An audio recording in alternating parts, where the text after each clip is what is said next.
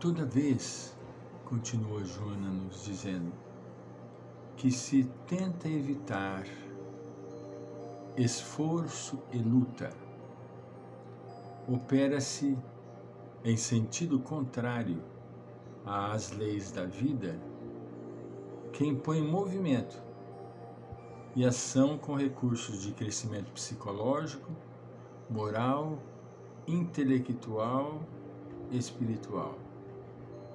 Toda vez que se evita, ninguém cresce ou se desenvolve em estado de paralisia. Vejamos bem, gostamos ou não gostamos, a vida é luta. A vida é uma luta. Mas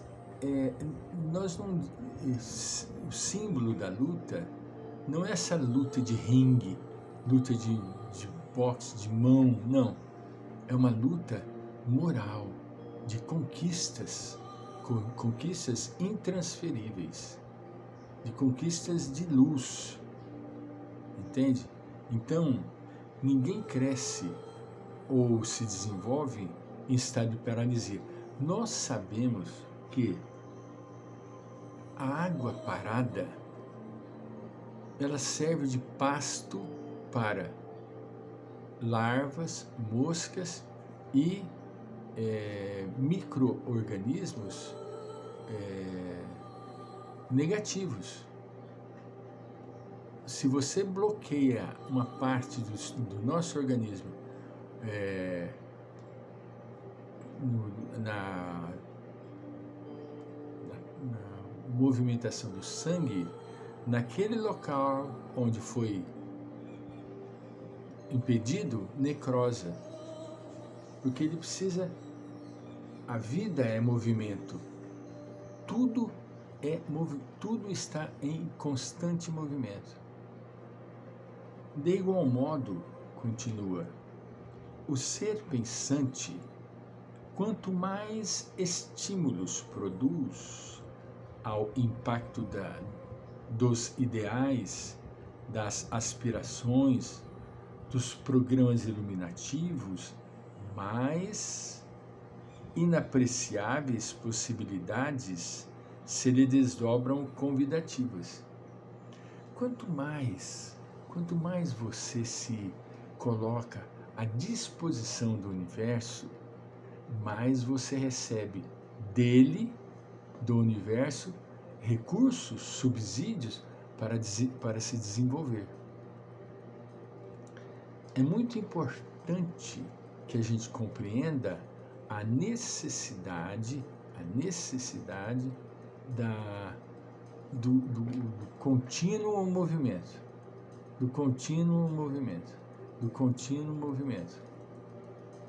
Entende? Constata-se que os lidadores em qualquer área existencial mais se aprimoram quanto mais produzem e mais se afadigam. E que coisa interessante? Quanto mais você trabalha, quanto mais você se dedica, quanto mais você labora, mais você se aprimora. Isso é fato. Nós vamos observar isto na natureza. Um rio. Quando você estanca um rio, ele cria aquela represa imensurável. Se não houver diques, ele rebenta a barragem. Por quê? Porque a natureza não foi feita para ficar parada. Entende? É como está bem claro e dito aqui.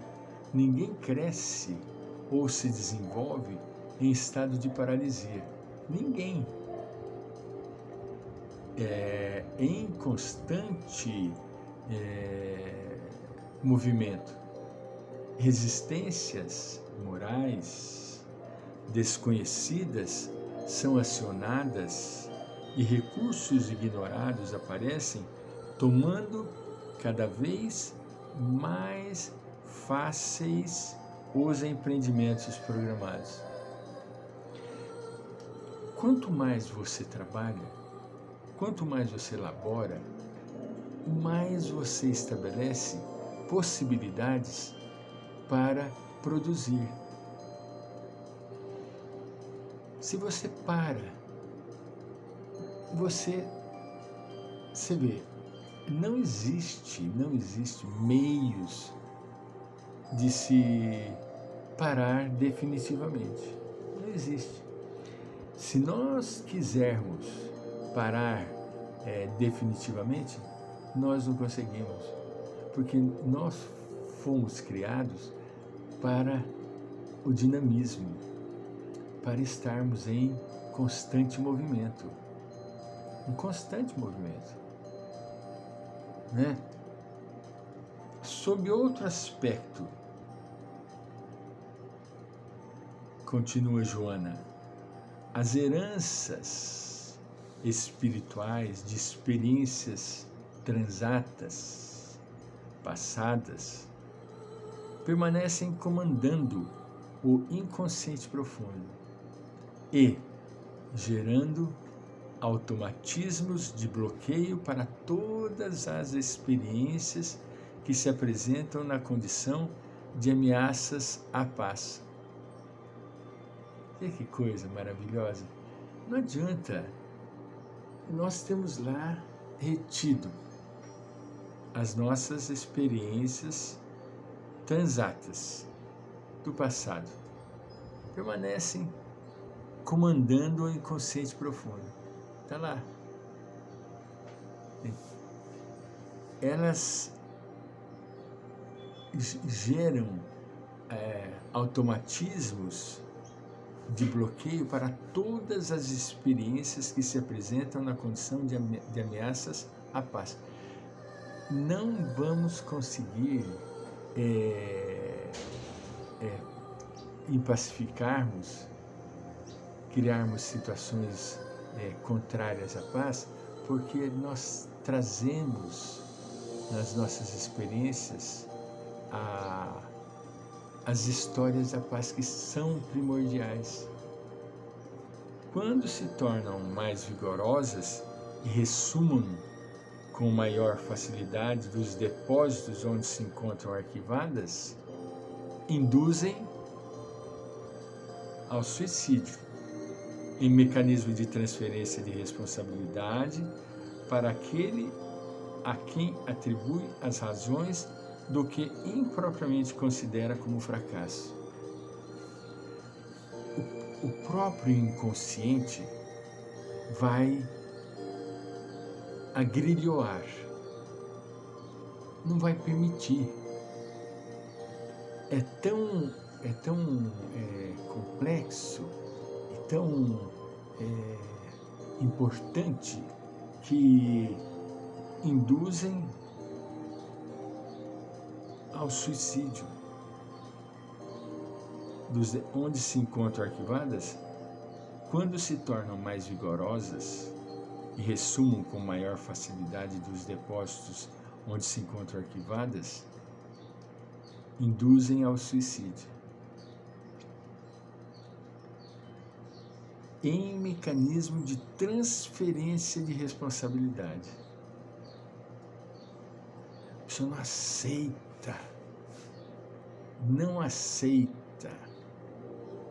É tão pesado e tão específico o peso que ele se suicida. Isso é entristecedor, mas é um fato real. Muitos casos de pessoas que se suicidam acabam se suicidando por esse tipo de processo, num mecanismo de transferência, entende? E não anula, não quer assumir a responsabilidade, como não tem coragem de enfrentar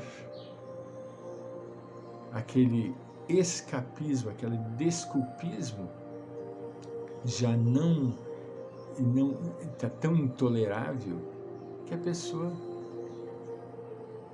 acaba com a sua própria vida, na esperança de ter acabado, e se ilude porque